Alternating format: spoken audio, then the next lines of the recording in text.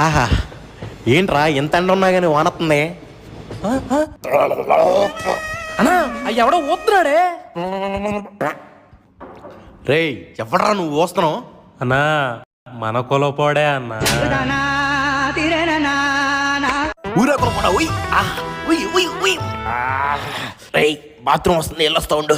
అబ్బా అమ్మో, ఎవడో బయట కోల్పోవడం అనుకుంటారా, వెళ్ళాడు. ఉండనా నేను చెక్ చేస్తాను.